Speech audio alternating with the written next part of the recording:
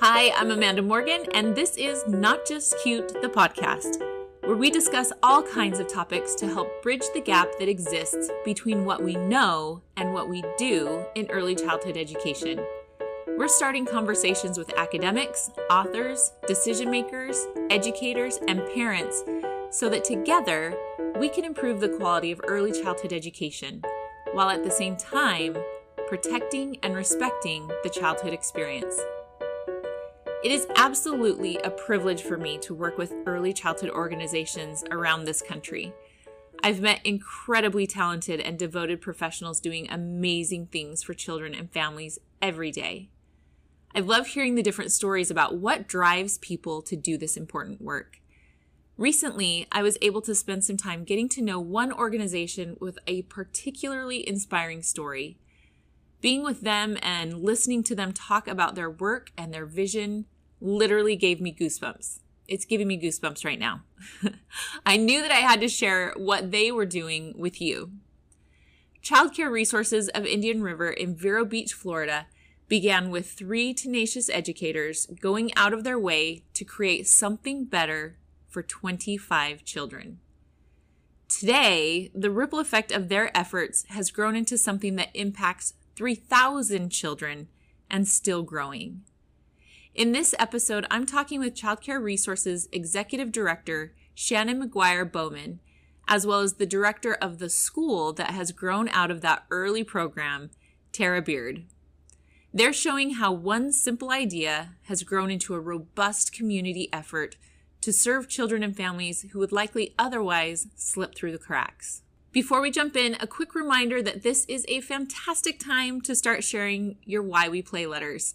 These letters will help you jumpstart important conversations in your learning community about the importance and power of play in your early childhood setting.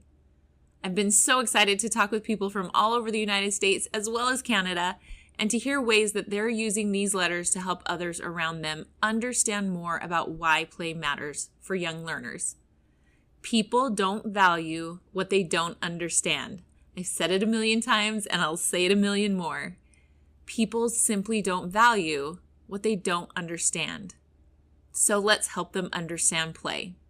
If that's what you want to do, then the Why We Play letters were created just for you. Learn more and grab a free sample letter at notjustcute.com/whyweplay. Childcare Resources of Indian River is doing amazing things through what has grown into a very comprehensive program. But it began and continues to grow because people have simply been willing to take each next step forward. I hope this interview helps you to see one small next step you might be able to move toward in your own program or community. You can find this episode's show notes, which will be full of links and tidbits related to this episode, at notjustcute.com/podcast/episode 53. If you're wondering how to take that next leap towards your vision of building a coalition for early childhood in your community, or if you just want to take one small step forward to better serve children and their families, this is the episode for you. Let's jump in. Well, Tara and Shannon, thank you so much for meeting with me. This is the first time that I've had 2 guests at the same time. I'm excited for it. Well, thank you so much for having us. Yeah, we're excited. I thought that we could jump in, getting to know a little bit about what you do, and we'll give people a chance to hear each of your voices so they can hear the difference as well. But I thought that we could start in by hearing from both of you about the mission of Childcare Resources of Indian River and the roles that each of you have, because they very much work together, but they are very different roles. Absolutely. Well, I'll start off. This is Shannon, and I am the Executive Director for Childcare Resources of Indian River.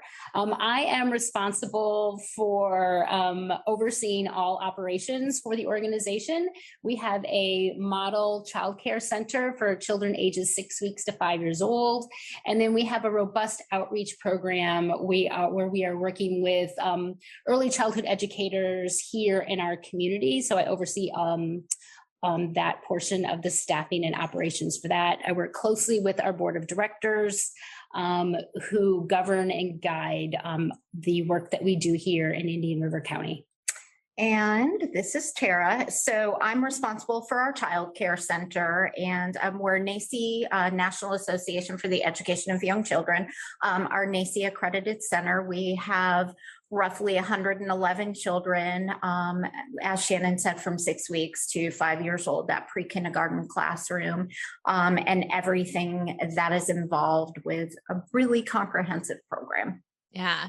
So it sounds like, Shannon, if I have it right in my brain, yours kind of covers the more executive aspects, the big pictures, the funding, the large things. And then Tara, not that they're completely separate, because you're going to work in with that to make those decisions and have that vision, but to give you, as a person who is specifically focused on how that childcare piece works and is done well, so you can put all your attention on running a whole school.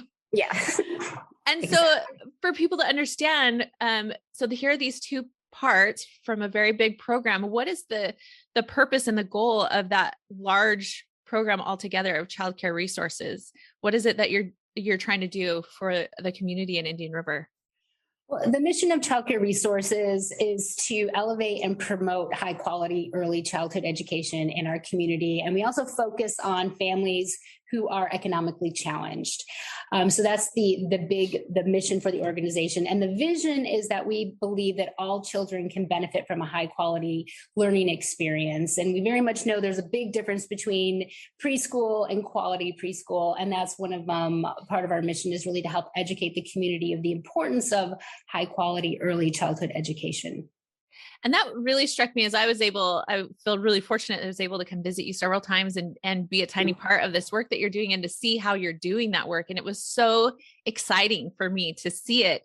And just what you spoke to, that this commitment to quality, to be able to come into your program and see that it wasn't just, okay, we see that early childhood education is helpful for people, and so we're going to do it and check the box, but that you're really committed to all of those details that make it a quality program, and really paying attention to all of those intricate pieces that are what really serve families and make it quality.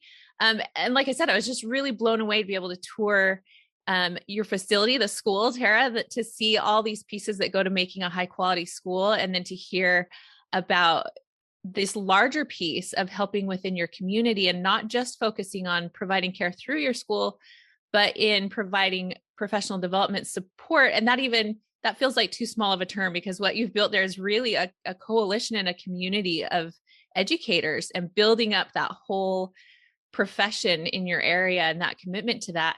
And as I saw all of these pieces, really what gave me goosebumps was seeing, like I said, there are all these little pieces that we so often hear, if only we could do this for kids, if only we could put this into place, if only we had this one other thing. And it really felt like you're hitting on or moving towards all of those things. It was really an ideal setting.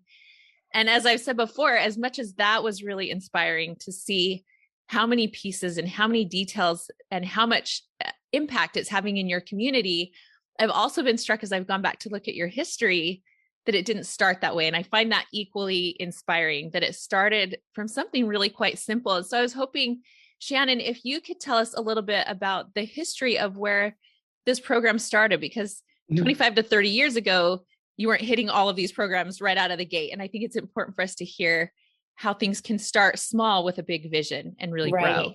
Right. Well, we're really fortunate because our organization was founded in 1994 by three early childhood educators who truly understood what high quality early childhood education is and what you need in order to create that. And so they also realized that there were a lot of families in our community who didn't qualify for any state or federal childcare subsidy because they made just a little bit too much money, but they were also unable to afford the full tuition rate at a high quality, nationally accredited childcare center. So that's really how we began.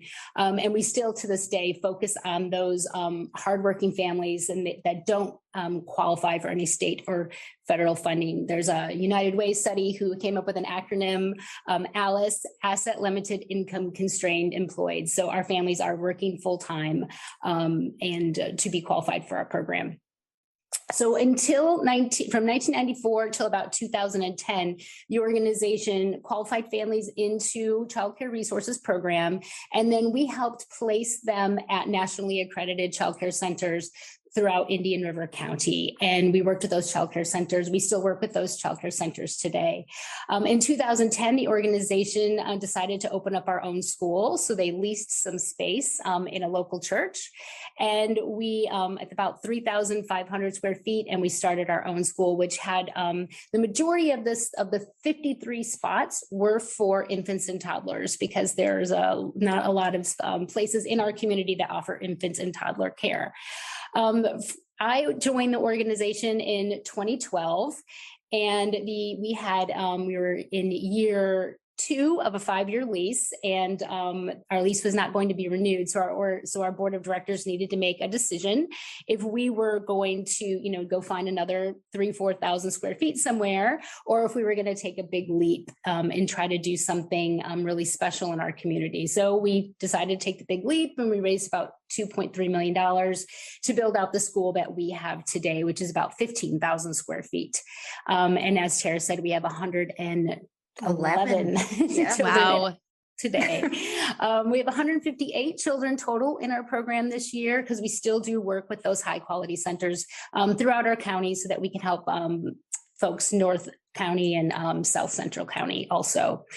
So we built out this space, and really the vision of our school was really to become this hub for high quality early childhood education, because what childcare resources have been doing and what the school had really becoming was really truly a model for what quality could look like. And our board of directors over the years and our founders really pushed back when people came forward and said, you're just spending too much per child. Mm-hmm. You really can do this less, and you can really, put more children in that classroom and have a better bottom line. And they really pushed back on that, because they knew and truly believed in the NACCE standards and the values and the importance of those student-teacher quality interactions. Again, I came in 2012. We built out our new school in 2015. And what I really saw was just this amazing program, and we always have a very large waiting list of 200 to 300 children at a time. And really wanting to find unique ways where we could, share the secret sauce of what we're doing at Childcare Resources with the rest of the community. So we started with some professional development. At Childcare Resources, we require that all of our teachers have 24 hours of professional development each year. And we were having a hard time finding quality professional development. So we were able to find some grant funding, and we now go out and look all around the country for early childhood education experts like Amanda Morgan, and we bring them in from all over the country, and we put on these workshops 3 or 4 times a year. And the workshops are usually on a Saturday, and they are about 6 hours long. And we open up to anyone who is educator of young children in our community. And we usually have 125 to 200 people with us, depending or not if we're in a pandemic or if we're on Zoom. And these most of the teachers who are in attendance are there on their own accord. They're not being paid by their employer. They're there because they really are wanting that high quality professional development experience. So we were providing that to our teachers, and we decided throughout the whole county, and we really wanted to stack on that. So we took another step forward, and we started a coaching program. So we hired 2 coaches for our staff, 1 full-time, 1 part-time coach. And they're amazing. Yes, they are amazing. And these are early childhood professionals who had years in the field and are extremely passionate about early childhood education. And their job is to go to any childcare center in our community who asks them to attend, and they help teachers implement the strategies that are introduced at our professional development workshops, because we all know you can go to the workshop on Saturday and then try to implement these strategies on Monday. And it's kind of, it's challenging. So they're really there to help offer that support. And they're also available to any teacher, where a director could approach us and say, they have a teacher who's young, who needs mentoring, or someone needs help with curriculum development, or, environment setup, anything like that. So they're available to any of the childcare centers in our community, which is just a an invaluable Mhm. resource for our community. So, we've been continuing that, and that's been growing. And then we took another step forward, and we created a relationship with with Indian River State College, which is the state college closest to us here in our community. And we worked with them to come up with a way for early educators to be able to fast track their staff credential. Here at Child Care Resources, anyone that works over on our in the school section of our program must have their staff credential, and that's for college classes. And if someone comes to us and they don't have that staff credential, we give them a year to earn it. And we were finding that many of the teachers were having a really difficult time earning it within a year. So we worked with the college. We received a grant locally to pilot a program where you could fast track this degree in 4 college classes in 1 semester on our campus. So we do this in a cohort learning style. So there's about 12 or 13 early educators who come together. They would work all day, and then they would come here to Child Care Resources for 11 hours a week for 16 weeks. And they would fast track that and earn their staff credential in 1 semester. And we have amazing staff that work very closely with these educators. They help them with everything from registering for college to we host study halls, homework. They have good snacks on test day. Always important. Yeah, just anything, just really wrapping their arms around these adult students and helping them navigate pursuing their education. We estimate there's about 575 early childhood educators in our community, and pre-COVID we had 110 educators go through this fast track staff credential. So it's really exciting for us. And what was even more exciting, we were hearing feedback from a good percentage of these students that they wanted to continue their education. So we were lucky enough to be able to secure another grant to hire a little more staff. And so we take another step forward, and now we are helping early educators, continue to earn those staff credentials, but then also other credentials like director credentials and things like that. But additionally, associate's degrees in early childhood education, bachelor's degrees in early childhood education, and even a master's degree in early childhood education, and helping these students utilize a state scholarship that pays for about 80% of their tuition. And if that's not viable for the student, we're just really finding any way to help them, reach their goal and to continue their education, just so that they have more tools in their toolbox when they go into their classrooms, that they really are able to meet the needs and reach every single child in their classroom, because we know they're all unique and they're all at a different place. And a really talented early educator can make a huge difference in a child's life for the rest of their life. So true. There's so many amazing pieces in that. And it still gives me goosebumps to hear you talk about all the things that you're doing, and the way, like you said, that you really have wrapped your arms around this whole profession in your community. And I love that it starts with 3 women who, do you know how many children that first year that they were able to help get spots? Yeah, the first year there were 25 children in the program. So again, today we have 158 in our childcare program, but our outreach programming now is reaching about 3,000 children in Indian River County through that outreach programming and our childcare program. And that's so amazing to me that they could take, we're going to find a way to help 25 children, and we're going to start there and build something that's going to make a difference and that will ripple through from those 25 children. But then, like you said, each time we took another step, and realizing we can help 25 children with this program, but we can eventually help thousands of children by building the profession, by reaching out and building a coalition within our community, and not just serving them through growing our school, which is amazing, but by growing professionals and reaching out across to other people and to help them better serve children as well. I just think it's amazing what you have built. And I think it's an amazing reminder to see that simple beginning. And then it's just taking the next step and the next step and the next step. That if those 3 women had sat down and tried to build all the things that you have now, it would have been overwhelming. But to start with whatever that next step is and build the next thing, I think is so inspiring. Really amazing.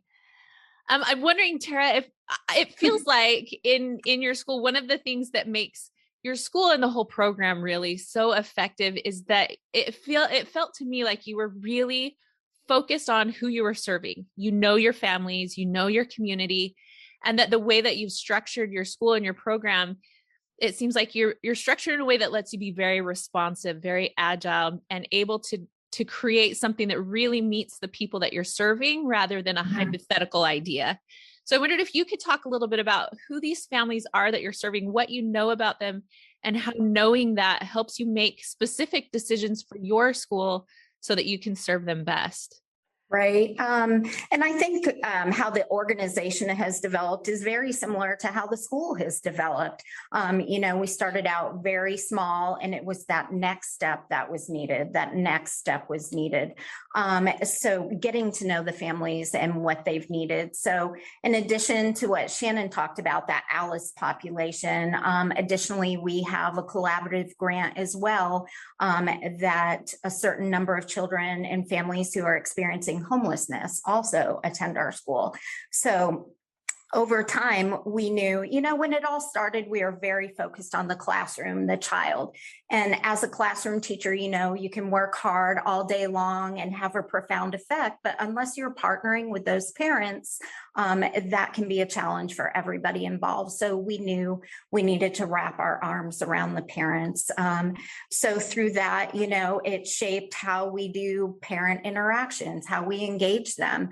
We knew very quickly that sort of that old school, the parents are doing one thing. If we're doing an engagement program while the children are somewhere else, that wasn't as effective. So we're very intentional in making sure that whatever we do involves the parents and the children at the same time. We knew that over time, especially with COVID, we were facing a lot of issues that we hadn't dealt with before. So it was looking at those issues. And honestly, over COVID, we became closer with our families because people were not entering the school anymore. We were walking out to greet parents. And so we were able to get especially close with our families. What's going on with you today? How can we help you? And that was a natural progression with our families as well, just taking the time. And then we're staffed in a variety of ways. We knew that it wasn't just the classroom teachers. We went beyond that. We have an entire wellness department, which you were able to meet when you came. So we have a registered nurse on staff.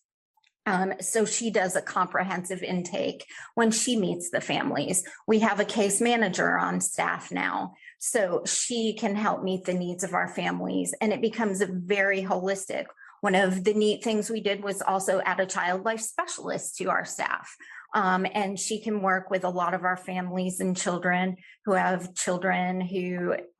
gone through a traumatic experience and helping them work on resiliency. So we've really wrapped everything up. It wasn't just, does the child have what they need in the classroom, but does the family have what they need? So we've really wrapped our arms around that over time. I loved seeing all of those little pieces. Like you said, you brought in all those specialists. You brought in a therapy room recently and Absolutely. And bringing in all of those things to address individual needs that you were seeing. And I love that, we talk so often in early childhood education about addressing the whole child. And like you said, not just how do we teach them in the classroom, but that also means how do we address a past trauma? How do we address family issues? How do we support their family? And I love that you've taken not just a whole child perspective, but it really seems like the entire program is focusing not just on the whole child, but the whole family and the whole community, and bringing the community into this program to see how much excitement and support and passion was in your entire community, not just those being served in the community, but the entire community, right. I think has come through your efforts to recognize the work that you're doing and wanting to be a part of that and supporting that. I wonder if you could give a few examples of some of these connections you've built either with families or with community members, respecting privacy, of course, but just generally how some of these examples of how building connections has helped your program and why that matters in the way that you're able to serve your families and your communities. I think so in sort of addressing this question in the last one, but one of the best things we've done as well is we've created individual care plans sort of for each family. And that really allows us to look at what's going on. It addresses their home life, is this a housing issue? Is this job and a joblessness? Is this food insecurity? Is this a mental health issue? Is it just I'm having a bad day issue? So in particular, we had a very good relationship. We know our children very well. We're greeting every parent, every child walking through. We had a couple children who were struggling, having and typically are very happy little ones coming through our front door. Mom is usually very happy, waving hello. We noticed the teachers were the first ones to notice. So this will actually be a good example of how it went, teacher, staff, and then so on. But the teachers came to us and said, the girls are having a really hard time. We're not really sure what's going on. They're becoming distressed when it's time to go home. This is not typical behavior for them. They're a little more withdrawn. So those teachers came to me. I went in, did a classroom observation, sort of noticed. We also noticed during drop off that mom did not seem quite herself as well. So I touched base with our director of wellness and early intervention, who's a registered nurse. So we talked about it. Then we started reaching out to mom, and it took a few tries. So that was also an indicator for us. This is a very responsive parent who is not promptly returning. So we knew there was some kind of crisis going on. So after a few days, we were able to get mom to call us back. And it did turn out that there was a divorce happening. Some domestic violence had happened. So we were able to wrap our arms around mom. And through that, we connected her with our case manager. In addition, mom was also given a deadline by her significant other to leave the house with the children within a week. So we were dealing with domestic violence, potential homelessness. She was scared she was going to lose her job. There was food insecurity. So it was everything. This huge thing all of a sudden. So the case manager jumps into action. She is able to go to a local subsidized housing apartment complex, and they were able to go there together that day. They were able to secure housing for the weekend. It was just meant to be, because that can usually be really challenging. So mom had that support and that partner. Within our community, we have a grant with the Mental Health Association. We were able to do a referral for mom to see someone and speak with someone because she was obviously overwhelmed. We have another collaborative engagement with a program called Types in Teens, and they do infant mental health and early childhood mental health. So both the girls were able to get referrals, and they came in and talked to them. Our board of directors got involved. We were able to find, they were struggling to get things like couches, just all the stuff you need when you move into a home that she was not in a position to get. So we're able to do that. The teachers got involved. So it was really holistic in the way that we wrapped our arms around the family. And it all started with that connection and those relationships, the teachers knowing something was off. The administrators noticing, myself and everyone else, like mom is not her normal self and is not as communicative. So it was those little things. We were able to keep the girls enrolled in school. They now have stable housing. Mom was able to keep her job. So it was just very holistic. And we were able to wrap the significant other in as well, because he's still an important part of their family and he's still engaged in the girls' lives. So we were able to offer supports to him as well. So really that is how it kind of came full circle. I think that's such an amazing example of so many things. First of all, just the curiosity to look at the next thing, that sometimes when we see challenging behaviors, maybe we take it personally or we project it just on that child, if they could just straighten up, and instead being curious and saying, this isn't normal. What else can we look at, and look at the next thing and be really curious about it. I just think, if that had been ignored, all the things that you were able to do, and if you took all of those things away, what a different outcome would have been for this family and for these girls. But I think it's also a great example of, like you said, the holistic nature of what you've built, that by doing the next thing and the next thing and then the next thing, you've built so many layers of support to be able to have a full team, a full community that comes in to help meet needs and to bring support. I know sometimes I'll hear from teachers or directors who are saying, here's this really challenging issue. How do we handle it? And it's really hard to say, I feel like saying, well, you shouldn't have to handle it by yourself, right? Ideally, you've built these connections and done the work to build that coalition that can be a team that's already put together. Sometimes we have to find those people on the fly, but to have that experience and build that so that we know that it's not just for you to address. It's not just for this mom to address on her own, but that there are so many people that will surround this family and say, we're here to support you and help you. And here are so many different elements where each place can lend you that support and help you with that next step that you need. And what a beautiful example that is for that family and for countless other families that are each having whatever unique need that they have, that you've built something that connects them to people who can help them meet that need. And it's such an amazing holistic view that is so much more effective, that within that, we can also have children who have a better early childhood education foundation. They're doing the learning parts, but that all of that academic piece is on this foundation of everything else. There's no learning that's going to happen if these children don't get all of that support in that crisis situation. And so how all of those pieces fit together, it's really, really inspiring what you're doing. Thank you. I think that the other thing that I wanted to talk about, and we've hit on it a little bit, but I want to dig into a little bit more, is this way in your community outreach, the way that you've supported and helped to grow an entire team of educators in your community to have this exponential impact. That maybe not every program is where your program is right now, but that you are there to be a support and a model to help them to grow as well. And as you mentioned before, that it is more than just, hey, we're doing professional development on Saturday.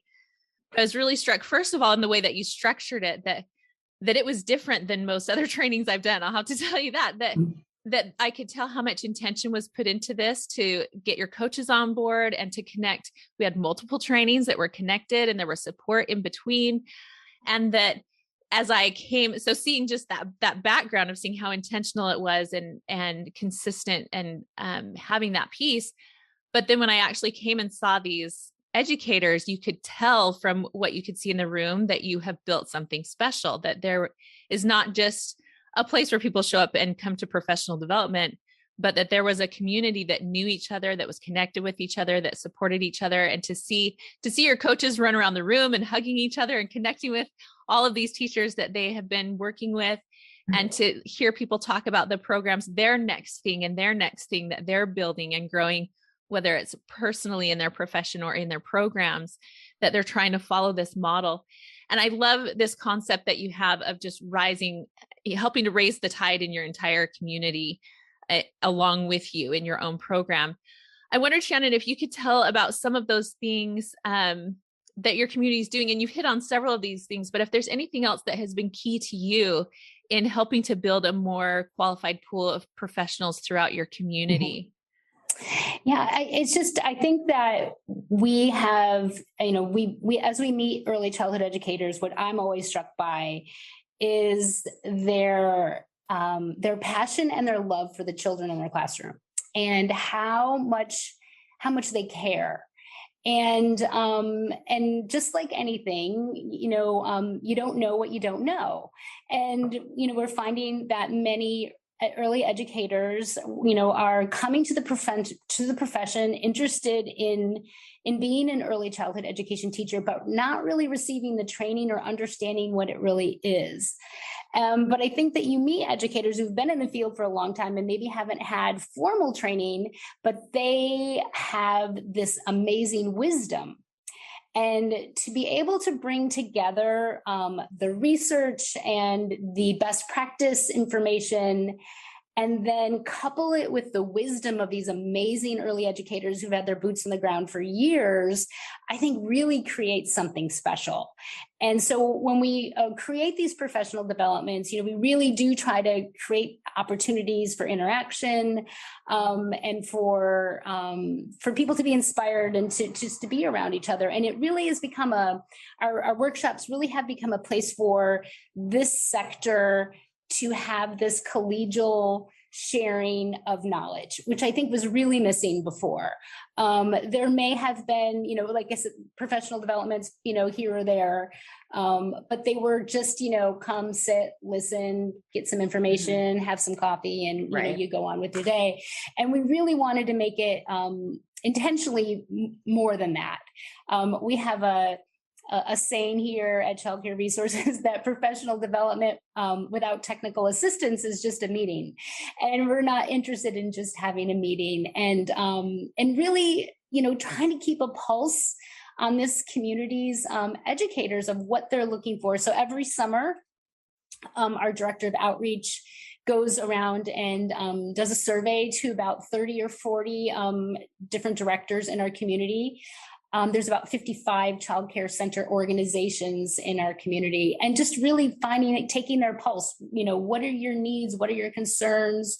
What is your staff missing? What would you be looking for? And then we really try to go out and find it and bring it here. And we try to, again, bring the best and offer the educators just this amazing opportunity to connect and to learn.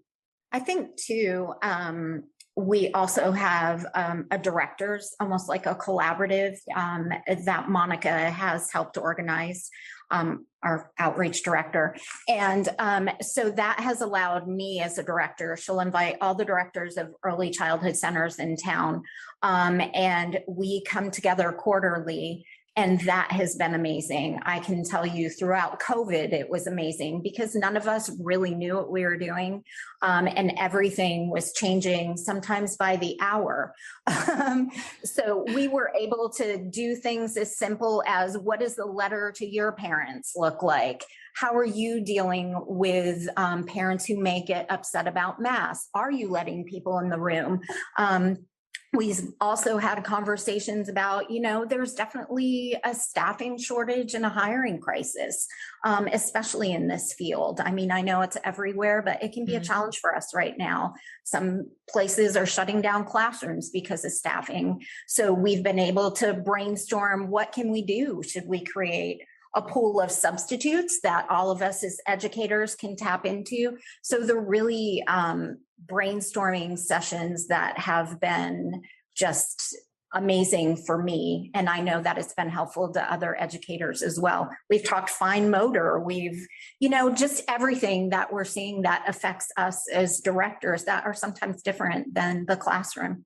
Yeah. And I think that collaborative, that word that you used, I think encompasses so much of it. In looking at your approach to professional development, it's not just a check the box or a top down, but it's a very collaborative community building model. And I thought that was so inspiring. You mentioned, Shannon, that I love that quote that you said, that professional development without technical assistance is just a meeting, and we want more than just a meeting, right? So can you tell a little bit about what is technical assistance? What does that look like? Yep, absolutely. So what we generally do is when we invite a presenter to come here to our community, is our staff works with that presenter about, what do you think some of the challenges the teachers may have post your workshop, implementing some of these strategies, and then really creating a technical assistance plan. And sometimes that's purchasing of manipulatives or books, or and sometimes it's just our coaches showing up to the school. So all the schools that attend our professional developments, our coaches contact the directors and schedule a time for them to come. And sometimes they're just talking through that workshop and saying, and on different aspects, and just having conversations. Other times there's materials that are brought to the school to help them implement those strategies in an easier way. That, again, can seem really big and challenging, but really the coaches are there to hold hands, to model best practice, and to really demonstrate what we hoped they would learn during the workshop, and how they can incorporate that in their classroom. And it might look a little different than a different classroom and a different school. And really, we want them to know that that's okay. Yeah. And I love that collaborative piece with those coaches, to be able to talk with them before and after and in between, to know what is it that these teachers need. Let's make sure that, first of all, that this training is really addressing what you're seeing going on in the classroom already, and getting some back and forth with them of how how to make sure that my training was more effective. I appreciated that as a presenter. And then knowing that they would be able to follow up with, that we were on board with each other on kind of, here are our main points that we're looking at. And here's where it would look, what we would look for in implementation, and having that collaborative experience with those coaches, so that it was exciting for me to know as well that this won't be just a meeting. This is something that's going to be supported, and that's going to actually implement some degree of change and support for these classrooms, for these teachers, for these children and these families. I think it's a fantastic model that seems like it should be really obvious, but I don't think it is. Well, as we round up, coming here to the end, I want to hear a little bit about what your dreams are for the future, as you have talked about what you've built both in the school and in the program at large, and that each thing has grown out of the next step and the next step. And I'm curious, both for the school and for the program at large, what is the next step, whether it's right on the horizon or it's kind of the big dream vision? Either way, I'm curious from both of you. Well, I'll talk from the organizational standpoint. I'm currently working with our board of directors on determining a 10-year strategic direction for the organization. And, we really, we have this amazing model. We have this amazing school. We have this amazing outreach program, and we believe it really works and it's really making a difference. So we're evaluating what that means and what makes sense for the next step to share it beyond Indian River County, perhaps. So we're really dreaming there with what those next steps will be. So I'm excited. Over the next couple months, we're going to, develop a few next steps for us to really develop that plan for the organization, which I think is really exciting, and it's really amazing work. And I'm grateful that we have this fantastic board of directors who are really brave and really have a little bit of an appetite for risk to be able to explore this. And I know that I would just like to explore more ways for us to continue taking these very logical steps forward to help more early childhood educators in our community and perhaps beyond really understand how important they are, to understand that early childhood truly is this unrepeatable opportunity that we have, and we need to leverage it. We just need to leverage it all across the board with our children, with our families, with their caregivers, and really build a strong connection to kindergarten.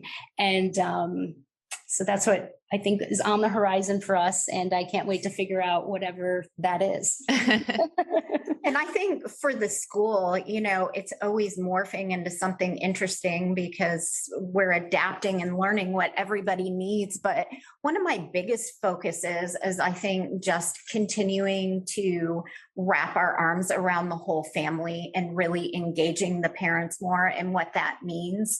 From the teacher's perspective, how are they doing it? How am I wrapping my arms around my teachers, who are the backbone of what I do? Our school is nothing without them. So what do we need to do for them? And how are we wrapping our arms around the parents and the teachers and the children? Because there isn't one without the other. There just isn't. Yeah. So. And I think it's important to have those kinds of just a guiding focus. Because sometimes you can't say my 10-year plan for serving these children who are not in my classroom yet, right?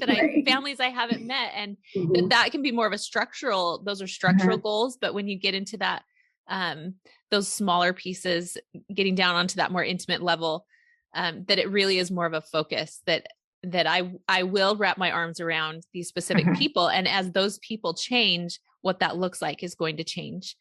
And I think it's an important focus to have. Yeah, absolutely.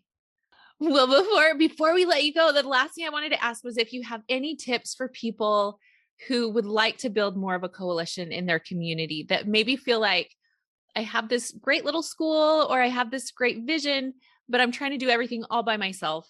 And looking at you and hearing from you, we see how much power comes in building a coalition and building up your community. And so I wonder if you have some tips on some of those first steps that people can take if they're in this position where they want to grow and they want to be more connected in more of a coalition in their community. What are some of those tips that you would share for them?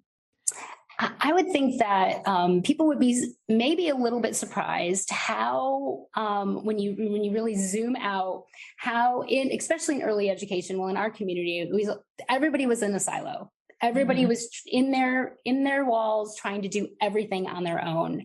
And just a couple simple phone calls or inviting for some coffees and some small group conversation really blossomed into everything that we're doing today.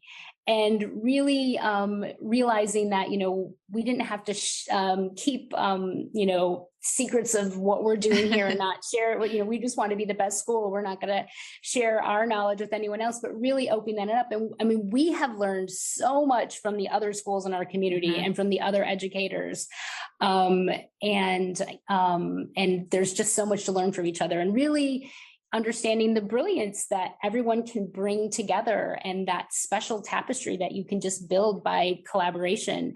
Sometimes it takes some time. And I think that's the other thing I would say is you've got to be a little bit patient with this. This doesn't happen overnight, but it really starts with the small things, a cup of coffee, conversation, and just, learning to trust each other. Yeah. And I would say from my perspective too, it's scary at first to reach out to someone. It's scary to talk about some of the challenges you face, because we all face challenges. We all make mistakes. We are all fallible, and you have to be brave. So I don't know if that's the most important piece right there, is just be brave. Don't be shy. We're all facing the same issues, and being brave enough to reach out to just one person, and that person reaches out to just one more person. I think just that concept of being brave and knowing that we can all grow and learn from each other is so important. Yeah, and I think this sector, the early education sector, I've never met a more caring group of people in my life, and really everyone is so focused on the child, and that makes it a little bit easier when we're all focusing on the children. And you can kind of, the egos can kind of fall away a little bit more when we really just, we're doing this for the children.